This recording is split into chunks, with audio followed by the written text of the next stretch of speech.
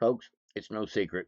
The Anti-Defamation League, the NAACP, the SPLC Southern Poverty Law Center, the Brennan Center, uh, the Tides Foundation, the Open Society Foundation, so many of these NGOs and governmental groups. Some of them are governmental, some are non-governmental.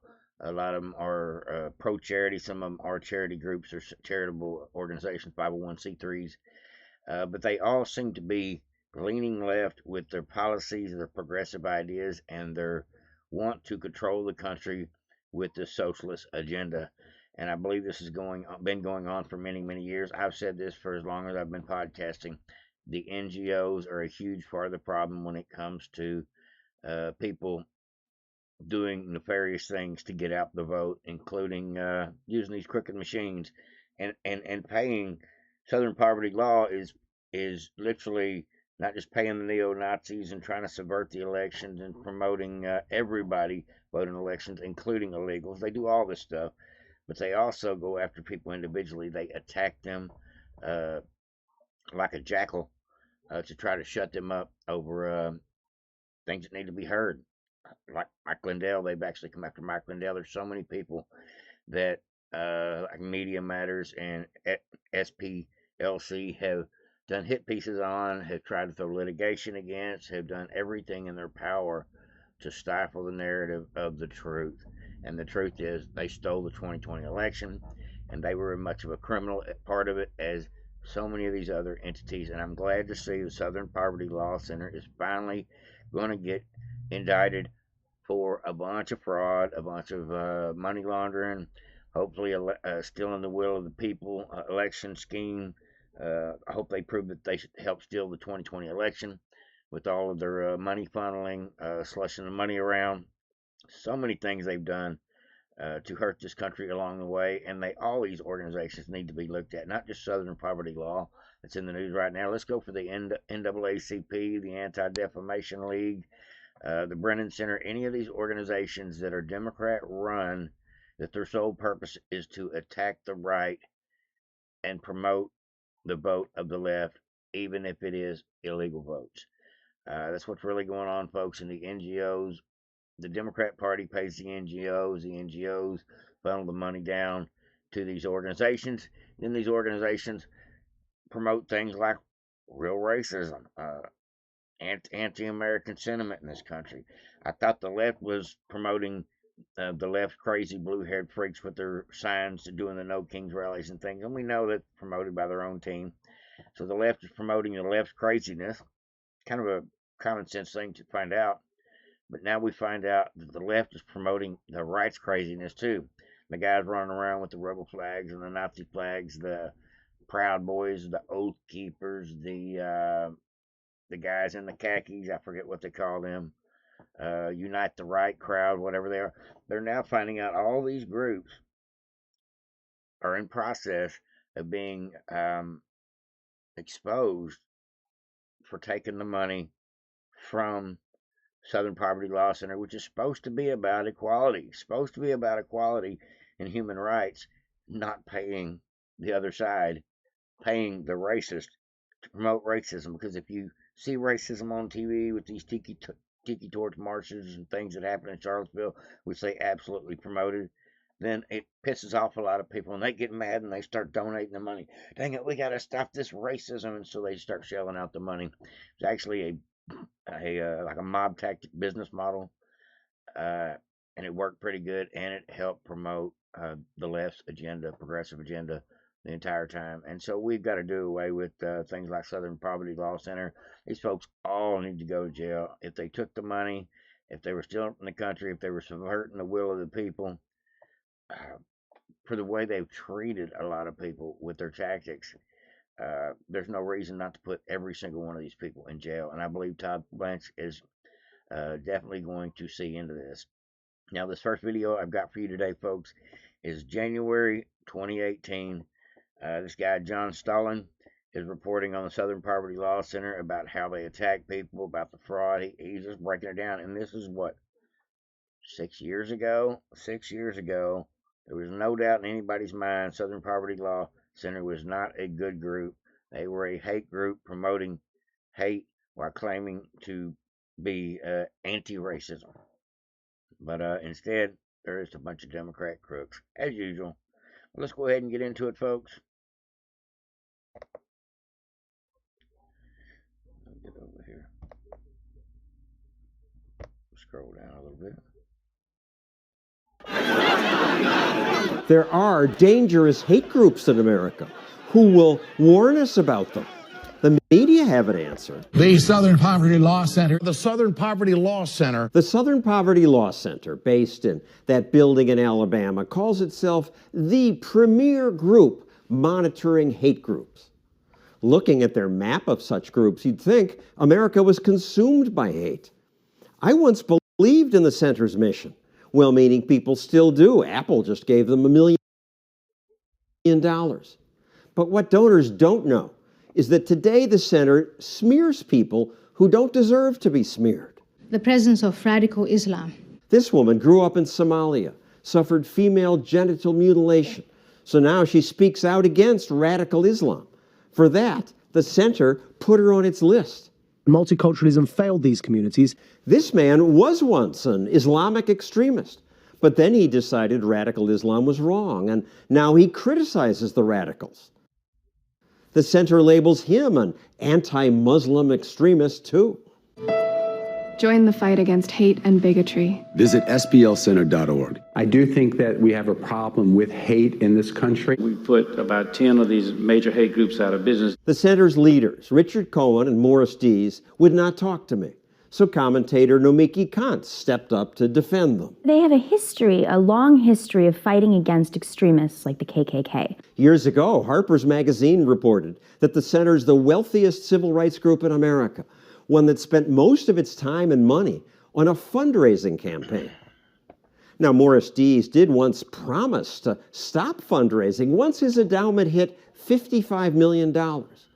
But when he reached $55 million, he changed that to $100 million, saying that would allow them to cease costly fundraising. But when they reached $100 million, they didn't stop. Today, they have an endowment that now is over $320 million, much of which is in offshore accounts, Caymans and places like that. How do you know? Oh, we look at their 990s. And it says Cayman Islands? Yeah. They pay some of their people more than $400,000 a year. Well, it's 2017. It costs a lot of money to exist in this world. The Southern Poverty Law Center now lists people like Ben Carson, Laura Ingraham, and Jeannie Pirro as extremists. But it doesn't list Antifa, the hate group that beats up people on the right. The center's become a hate group itself. It's now a left-wing money. We're probably going to find out that Antifa is directly funded by the Southern Poverty Law Center as well, if not the ADL or one of the other NGO groups, legal center groups. Grabbing slander machine. 2018, folks. He was spilling the beans on it, and nobody was listening. If we don't take care of or take out all of these corrupt organizations that help fund crime in our country, not just stopping the fraud, waste, and abuse, and stopping the checks from rolling any further, but putting mechanisms in place so the checks can never start rolling again. Some kind of structural restrictions where you get to have to vet people if they're going to take out a business loan or whatever the case be. So much of this fraud, waste, and abuse could have been avoided if people would have done their homework. Somebody would have done a little bit of investigative work. It says here, folks, in 2020, the SPLC provided funds to Fulton County, Georgia, of course, to assist in the purchase of additional absentee drop boxes and spent nearly $3 million in Georgia general and runoff elections. So they are working their ass off to help steal Georgia into 2020. This is all the info found on their website. Let me grab my goggles real quick. It says completing the Vote for Your Voice initiative, the SPLC also spent nearly $3 million in Georgia general runoff election and encouraged voters of color who were unlikely to cast a ballot to vote absentee to help reduce as long as lines as polls that voters routinely face. So I guess they went after the colored vote with absentee ballots. They said, "Nah, you ain't got to show up here. Just fill out this paper for us." The SPLC also provided funds to Fulton County to assist the purchase of additional drop boxes as well.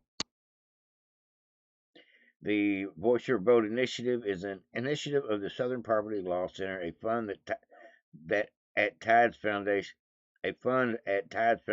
that's George Soros' thing, that supports nonpartisan, nonprofit organizations working to advance full voter participation and fair representation across the deep South. Wow. And we're going to go on and read a little further down. It says, not only that, in 2020, the SPLC provided funding for Georgia Coalition of People's Agenda, $75,000, New Georgia Project, $750,000, Pro Georgia Project, $750,000, Black Voters Matter, $500,000, and this was just the first round of payments. So they went to passing that money out. They were getting the money in from donations, and they were using their money to help try to get out the vote to promote blacks voting for Democrats. Wow. They were all about helping the Georgia vote. They were working in Florida. Yeah. They were working in several states. Jeez, Mississippi. These folks are not small time. They are playing for keeps, folks. Says, yep, they actually committed $130 million for a 10-year span. They allocated $25 million for 2026 and just announced a new grant cycle. These folks are raking in the money. Southern Poverty Law Center announced the launch of its 2026 Vote Your Voice grant cycle, opening applications for 3 funding opportunities designed to advance full voter participation and fair representation across the Deep South. So they're doing it again, folks. They're fundraising again. They're fundraising so they can put money together to reallocate it to help subvert the will of the American people with this absentee illegal voting BS, ballot harvesting, getting people to fill out absentee ballots in states like Georgia where everybody gets one. Same way with California. That's why red states end up staying blue. It's not because the people don't want change. It's because the state government has got a lockdown on the elections. Secretary of State and Attorney General, of course. And usually the governor's in on it as well. Yeah, the Southern Poverty Law thing has been all over the news. It has even been on channels like CBS. I was surprised to see that. That means these folks are going down. There's no two ways about it. They're not going to skirt out on this. They have been exposed and not just talked about on right-wing media, but mainstream media is now doing segments on it. For example, CBS did a segment on it as well, talking about the SPLC defrauding its donors by paying for actual hate crimes with the money that people are spending, thinking that they are helping save democracy, I guess, for the colored folks. 40 years ago, the Southern Poverty Law Center bankrupted the Klan and later recovered millions from neo-Nazi groups, with lawsuits representing victims of violence. But Tuesday, the tables turned. The Justice Department charged the organization with fraud for allegedly misleading donors and lying to financial institutions by paying members of violent extremist groups millions of dollars to act as informants. The SPLC was not dismantling these groups. It was instead manufacturing the extremism it purports to oppose by paying sources to stoke racial hatred. Including, the indictment alleges, a leader of the 2017 Unite the Right rally in Charlottesville, Virginia, who, quote, attended the event at the direction of SPLC, made racist postings under the supervision of the SPLC, and helped coordinate transportation to the event for several attendees. But Law Center interim president Brian Fair said the group had long used informants and called the indictment a political attack by the Trump administration. They have made no secret of who they want to protect and who they want to destroy. You have to wonder if this... Attorney Scott Frederickson questioned the Justice Department's legal theories. Can the federal government persuade a jury that the Southern Poverty Law Center was out there funding extremism for its own purposes, manufacturing racism? That's hard to believe. Obviously, they'll have their day in court. But there have been calls to investigate the Law Center for years. In 1995, the Montgomery Advertiser was the finalist for the Pulitzer Prize for articles alleging that the center was misleading donors and wasting their money. And more recently, critics say that its hate watch list of extremists includes many mainstream conservatives. Tony? Jan, thank you very much. Yes, folks, when CBS is covering it, your ass is cooked. That means the mainstream media is no longer protecting the story. And that's good to hear. I think the Southern Poverty Law Center will have several people indicted behind it. Now, will this organization be disbanded? I don't know, but I guarantee you there will be many, many, many more investigations that branch off of this whole looking into who all was involved in paying off the crooks for the 2020 election, because we know what happened. It's just a matter of finding out who done it. We know some of the people. We know George Soros was in on it. We know where a lot of the money come from. Reid Hoffman and so many of these other, I would say, crazies. Anybody that wants to turn this country into a socialist country, they got their head screwed on backwards. All I could say at this point. Now, Jesse Waters had a pretty good breakdown of a lot of the scam that's going on over the last couple of days, and I just figured I'd play it for you. I don't know if you are fans of Jesse Waters or not, but I decided he did a good job on explaining this. Michael Steele, black man, doesn't care that the group sent $1 million to the neo-Nazis? They paid the Grand Wizard. He doesn't care. They also don't care that the group committed bank fraud, wire fraud, and defrauded all their donors. He's don't talking care. about Hakeem As Jeffries. long as they smeared Republicans. Doesn't matter. The ends justify the means. I'm beginning to think the entire Democratic Party is a whole scam. What is it really about? Stealing money, flooding the country with illegals, and calling us racists. That's it. Every time you look under the hood, all you find are scams. COVID. Wait a second, Fauci funded the lab where the virus came from? Whoa. Somali daycare, $19 billion.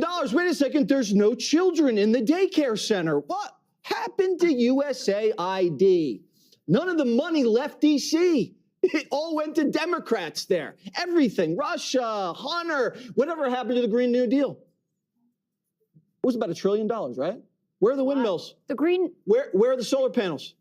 Where'd they go? I haven't seen anything. They haven't even built the little charging stations for the EVs. Where did it go? How about Omar? Omar, the other day, was worth $100,000. Next month, she was worth $30 million. Then she went back down to $100,000. How does that happen? They put Donald Trump on trial because of a bookkeeping thing. And she just gets away with inflating and deflating her net worth. Maybe she's hiding the money. Maybe there was never any money. Here's the point. You can't pay racists and then raise money off racism. And it all started 10 years ago in 2014 when they started incubating the nation with racism. You saw it all over television, all over the newspapers. Race, race. Remember the syrup? Remember the songs? We used to do stories on the 5 all day long. And it crushed the heart and soul of the country. Everyone was afraid. People were getting canceled. You couldn't say what you wanted to say. And then what did it turn out to be? A big, fat psyop. And it turns out we all love each other. And they don't want us to love each other. But we do anyway. We love you. Thank you. Right. You know, I'm sure there's some people in this country that are racist, have hate in their heart. And I would say most of them that I believe that I know that have hate in their heart, I would consider them really lost people or Democrats, however you want to put it. But truth be known, if there are a bunch of racists out here running around with swastikas on them and lightning bolts on their neck, and their next mission in life is to just destroy somebody else's life because of the color of their skin, I don't know those people. I don't see those people. I don't hear those. I don't talk to those people. I don't even I just see those people on TV in little clips, on little TikTok videos, and Proud Boy things, and Charlottesville hate hoaxes. And for the most part, I believe most of the real racism in this country lies in individuals' hearts, not in organizations. The Klan, these hate groups is a problem. I agree that there should be none of them, but they're not the real problem. The problem is each individual person that has hate in their heart that needs to find Jesus. That's the problem. But instead, what you get is somebody is trying to paint everybody into a box. All these Trump supporters are white nationalists, unite the right, racist, and wanting to throw people into this category for one reason or another over a political party. It looks like one political party has fueled the fire for the left and the right. They pretended like the left. They made the left even more crazier with the hatred that they fomented by pretending to be the angry racist right. What a mind F. But yeah, this is some CIA tactics crap that's really going on, folks. And there's no doubt in my mind it's all been by design. This is not a bunch of angry people got together and decided to do this. No, this is money funding people to go to work wearing a hoodie, holding a sign, protesting, screaming obscene things for clickbait. It was all about the image. It was all about the narrative, and we're finding that out more and more. At this point, I think Trump is sick of it. He's been tweeting over the last couple of days, past the F and Save Act, and he's also been tweeting this out a lot. This video here, Trump has reposted 3 times, and that just makes me want to absolutely let y'all know Trump believes, wants, and knows that people like Barack Obama, their time is limited. Their ass needs to go to jail. Their ass should go to jail, and I believe a lot of them will go to jail. Maybe not Obama, but I believe all his henchmen, due to all these cases that are happening in D.C., New York, and Florida, a lot of these cases will not end up with a not guilty verdict. Some of these people will be singing, and hopefully we will get this RICO conspiracy, seditious conspiracy case that we all want against so many of these bad actors that used to work for the government. Some of them still do. But here we go. Last video of the day, folks. This is something Trump keeps reposting, and I think this is the writing is on the wall, and he's as impatient about it as we are. That's what I believe. But it sounds like it's coming to me. All signs point to yes. It should shake every single American in their shoes. I hate to say this, but President Barack Obama, there is now incontrovertible evidence that he was the spearhead of a seditious conspiracy to subvert the will of the American people and overthrow the United States government back in 2016. We must, absolutely must, hold every one of these criminals accountable for the crimes that they committed. They are the most heinous crimes committed in American history. James Comey, John Brennan, Clapper, Rice, Biden was in the meeting in July 28th in the Oval Office. They briefed Barack Obama on Hillary Clinton's plan to, quote, tie Trump to Russia collusion lies. It consumed our national discourse for 5 years. It undermined a sitting, duly elected president. It sabotaged administration. It framed a 3-star general. It destroyed and ripped this country apart. We had a constitutional crisis, the likes of which I don't think any American can fully comprehend. It is atrocious, and every single one of them must be held accountable. Bam, Skippy. And as you see, folks, Trump has retweeted this thing. Like I said, this is the 3rd time he's retweeted it that I know of. And I ain't mad at him. The writing is on the wall. These criminals are being exposed daily. And every time they turn over another rock, they find another pile of criminal fraud, waste, abuse, scheme.